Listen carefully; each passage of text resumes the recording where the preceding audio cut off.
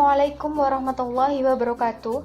Perkenalkan, nama saya Solihatun Hasanah, NIM 210817143 dari kelas Perbankan Syariah E semester 6. Baiklah, langsung saja saya akan mempresentasikan hasil pengembangan konsep not pertama dan kedua saya sebagai proposal skripsi untuk memenuhi tugas mata kuliah penelitian kualitatif.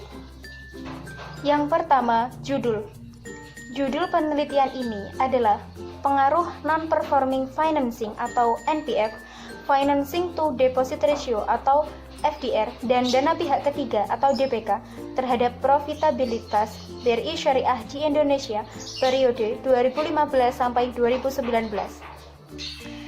Yang ketiga, rumusan masalah. Berdasarkan latar belakang yang telah saya uraikan sebelumnya, maka rumusan masalah dapat digambarkan sebagai berikut. Yang pertama, apakah non-performing financing atau NPF berpengaruh secara parsial terhadap profitabilitas pada BRI Syariah di Indonesia periode 2015 sampai 2019? Yang kedua, apakah financing to deposit ratio atau FDR berpengaruh secara parsial terhadap profitabilitas pada BRI Syariah di Indonesia periode 2015 sampai 2019? Yang ketiga, apakah dana pihak ketiga atau DPK berpengaruh secara parsial terhadap profitabilitas BRI Syariah di Indonesia periode 2015 sampai 2019? Dan yang keempat, apakah non-performing financing atau NPF, financing to deposit ratio atau FDR, dan dana pihak ketiga atau DPK berpengaruh secara simultan atau bersama-sama terhadap profitabilitas BRI Syariah di Indonesia periode 2015 sampai 2019? Selanjutnya adalah kajian pustaka atau penelitian terdahulu.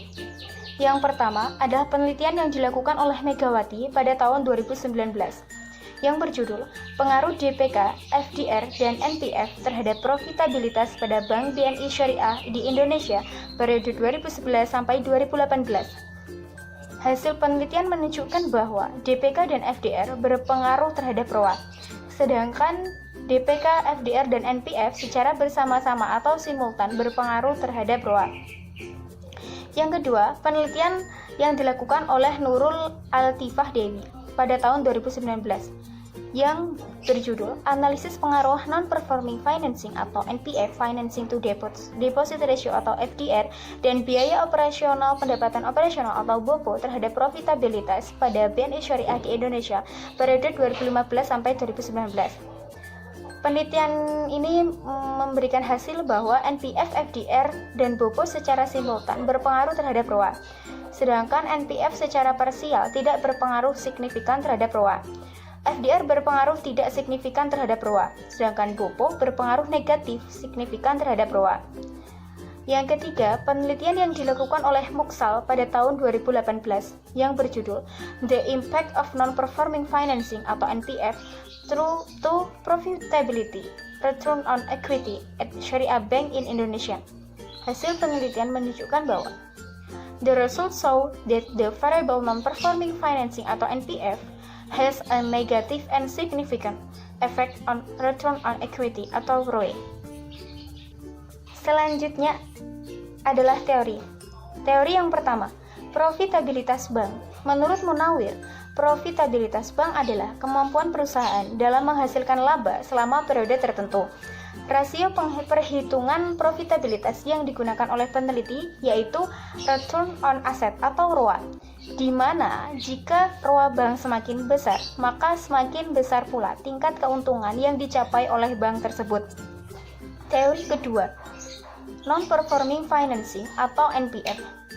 Menurut Rifkul dan Imron, non-performing financing atau NPF merupakan kemampuan manajemen bank dalam mengelola pembiayaan bermasalah yang diberikan oleh bank. Dalam teori, semakin besar NPF maka semakin rendah pula ROA-nya. Teori yang ketiga, financing to deposit ratio atau FDR. FDR merupakan rasio yang digunakan untuk mengukur likuiditas suatu bank dalam membayar kembali penarikan dana.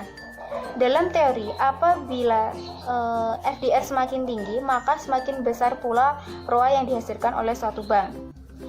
Teori yang keempat, dana pihak ketiga atau DPK.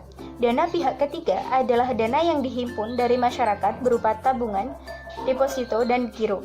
DPK merupakan suatu hal yang penting dalam suatu bank karena semakin besar dana pihak ketiga yang dihimpun, maka semakin besar pula profitabilitas yang dihasilkan oleh bank tersebut. Selanjutnya, metode penelitian. Yang pertama, jenis penelitian. Penelitian ini merupakan jenis penelitian literer atau kepustakaan. Yang kedua, pendekatan penelitian. Penelitian ini menggunakan pendekatan kuantitatif. Yang ketiga, sumber data. Sumber data dalam penelitian ini adalah data sekunder, yaitu berupa laporan keuangan triwulan dari syariah di Indonesia periode 2015 sampai 2019 yang didapat dari website resmi BRI syariah.co.id. Selanjutnya, teknik pengumpulan data. Yang pertama, dokumentasi, yaitu dengan cara mengumpulkan laporan keuangan triwulan BRI Syariah pada periode 2015 sampai 2019. Yang kedua, studi pustaka, yaitu dengan mengumpulkan data berupa literatur-literatur, karya ilmiah berupa jurnal, dan dokumen-dokumen lainnya yang berhubungan dengan penelitian ini. Selanjutnya yaitu teknik analisis data. Yang pertama, uji asumsi klasik, yang meliputi uji normalitas, uji non-heteroskedastisitas, uji non-autokorelasi, dan uji non-multikolinearitas. Yang kedua, analisis regresi linear berganda. Analisis regresi linear berganda dilakukan untuk mengetahui bagaimana pengaruh NPF, FDR, dan DPK terhadap ROA, serta mengetahui di antara variabel tersebut mana yang paling dominan berpengaruh terhadap ROA. Yang ketiga adalah uji hipotesis. Uji hipotesis meliputi yang pertama, uji kesesuaian model atau uji F. Uji ini dilakukan untuk menguji sesuai tidaknya model regresi yang dihasilkan guna melihat pengaruh dari NPF, FDR, dan DPK terhadap ROA. Kemudian uji parsial atau uji T. Uji ini dilakukan untuk mengetahui pengaruh dari variabel independen NPF, FDR, dan DPK terhadap ROA. Dan yang terakhir, koefisien determinasi atau R-square dilakukan untuk mengetahui besar pengaruh NPF, FDR, dan DPK terhadap ROA yang dapat diketahui dengan menghitung nilai R-square atau koefisien determinasi.